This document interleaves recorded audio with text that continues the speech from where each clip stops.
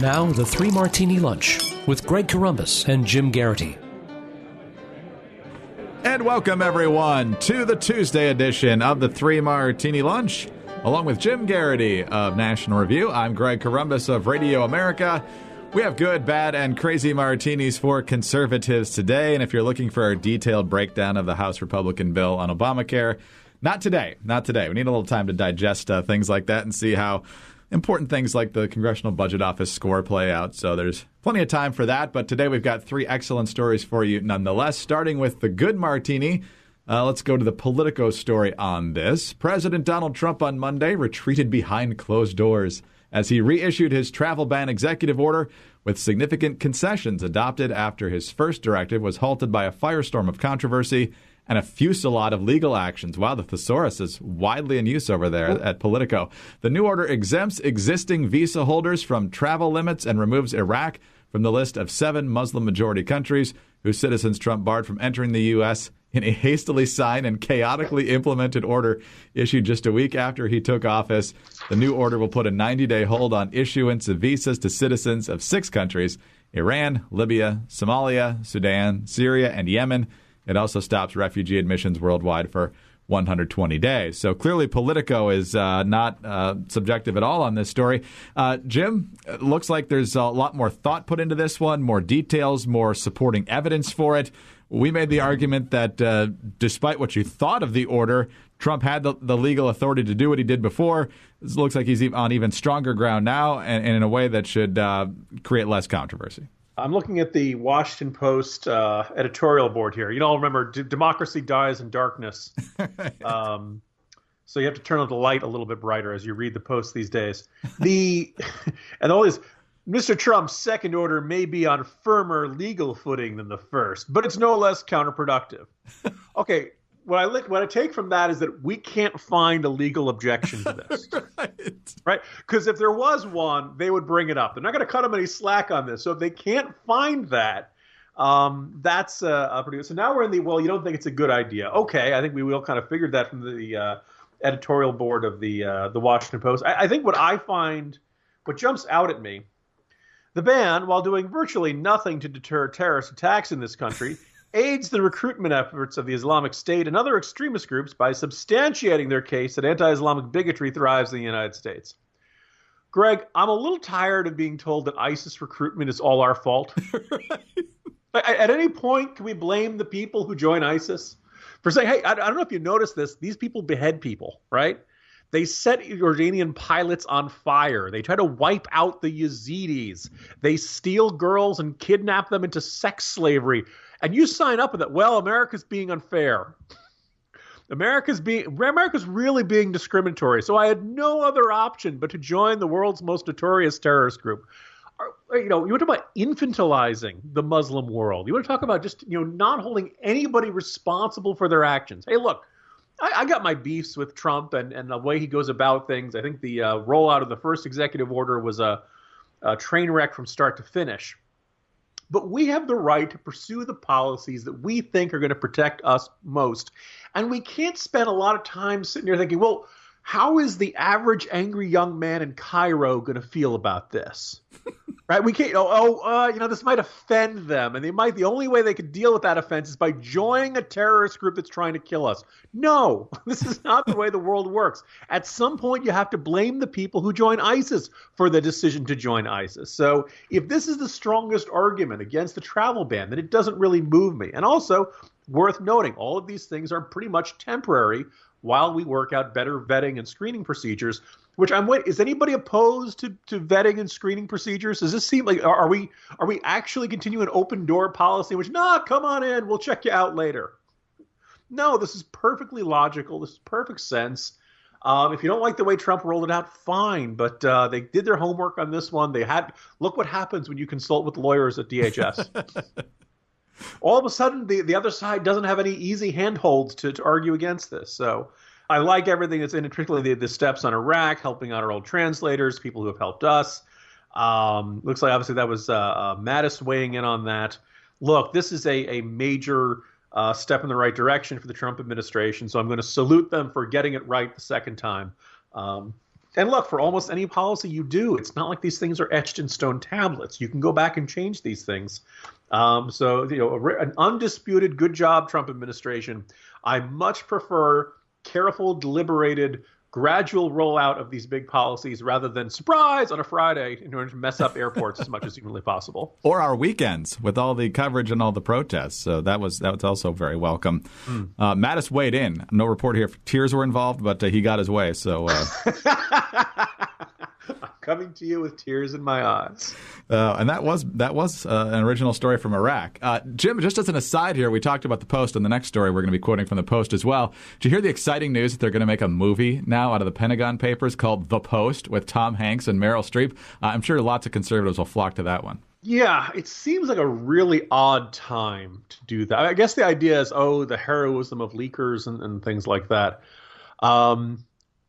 We've already. Is it just some rule that every couple decades, Hollywood's got to make some sort of film glamorizing the Washington Post? I guess so. The other thing, can we? Actually, it's actually to give credit where it's due. You want to see a fine film about journalism. Shattered Glass, starring Anakin Skywalker, a.k.a. Hayden Christensen. It's actually about the New Republic and Stephen Glass, the guy who made up stories and did not get caught for a very long time. A kind of a decent depiction of what life at magazine journalism is, and probably a good cautionary tale about it. Because honestly, if you ask me, I don't know if journalism needs more stories encouraging people. If you're really heroic journalism, you go out and you try to find a scandal, Robert Redford will play you in the movie. And let's point out, it's Robert Redford at his peak, not, old crotchety Robert Redford playing Dan Rather these days. But instead, the idea of, Tom Hanks will play you and all that kind of stuff, you end up glamorizing the wrong kind of journalism. I salute Shattered Glass as a fine cautionary tale of too much praise to a young journalist who, by the way, all of his lies tended to comport with the liberal worldview. The stories about CPAC and things like that. So that's our film corner for today's Good Martini today. That's fascinating. I don't know if I'm more surprised by the fact that I wasn't aware of the Shattered Glass movie or that Hayden Christensen actually made a third movie somewhere along the way. Oh, my goodness. You'd actually walk away with this and say, wow, George Lucas is terrible. Now, maybe Hayden Christensen is this whiny, emotionally manipulative, pathological liar. And if that's the case, then he's just getting typecast. But he's actually really good in this, and it'll make you look at this and say, "Wow, George Lucas can't direct actors to save his life." All right, on to the bad martini now, and this is also from the Washington Post, with a little help from Ed Morrissey over at Hot Air. Ed writes, in case anyone wondered what the Kim regime was up to yesterday, the North Korean state-run media would like to clear up the confusion. The simultaneous launch of 4 mid-range ballistic missiles was a practice run for the war that Kim Jong-il insists is coming, a little target practice using Uncle Sam as a bullseye. The firing range practice got a significant response from the U.S. that raises the stakes for both China and South Korea. Here's where the Post comes in. North Korea was practicing to strike U.S. military bases in Japan with its latest barrage of missiles, state media in Pyongyang reported Tuesday, and it appears to be trying to outsmart a new American anti-missile battery being deployed to South Korea by firing multiple rockets at once. Kim Jong-un presided over Monday's launch of the 4 missiles, quote, feasting his eyes on the trails of ballistic rockets, the Korean Central News Agency reported in a statement that analysts called a brazen declaration of the country's intent to strike enemies with a nuclear weapon if it came under attack. The KCNA also said, quote, if the United States or South Korea fires even a single flame inside North Korean territory, we will demolish the origin of the invasion and provocation with a nuclear-tipped missile. So clearly, they're not rattling the saber at all. Jim, it's one thing to wonder if they could reach the west coast of the U.S., American targets, as well as our own allies in South Korea and Japan, a lot more concerning. This is this sort of thing I could easily see the Trump administration doing as a potential solution to this perpetual crisis on the Korean Peninsula. So China, more than anybody else, has leverage over North Korea. They may not have perfect leverage over North Korea, but we know Chinese aid is basically what keeps them economically functioning. The idea of how much North Korea is grateful or respectful of China is debatable. If I remember correctly, there's one rail line that connects China and North Korea on their border. And so they sent over aid on a train one time. It went across the border, and then the engineers came walking back. And the Chinese official was like, what happened? And the engineer said, they decided to keep the train. North Korea is like, even the Chinese find North Korea crazy and unpredictable and disruptive and all that stuff, but they have much better influence over them certainly than we do or South Korea does. China doesn't like seeing Japan and South Korea militarize. They don't like seeing defense buildups. They don't like seeing a more aggressive or assertive posture, and they don't like the various anti-missile systems we're trying to install in the Pacific Rim. Well, China, if you don't want people to militarize, then you got to do something about the maniac who's living next door to you. Right? Because all of those missile defense systems and that defense buildup could cause a headache for China someday. But if you don't want them to do that, then you got to lean on your crazy little buddy. You've got to do something about this. Otherwise, America and Japan and South Korea and the rest of our Pacific allies just aren't going to have a choice. We're going to have to do these sorts of things. And I could see the Trump administration kind of trying to put that decision in front of Beijing and say, look, guys, your decision how you want to handle this. We would rather not deal with North Korea. We know you have a better relationship with them. We know you have a better chance of talking them down before somebody gets seriously hurt.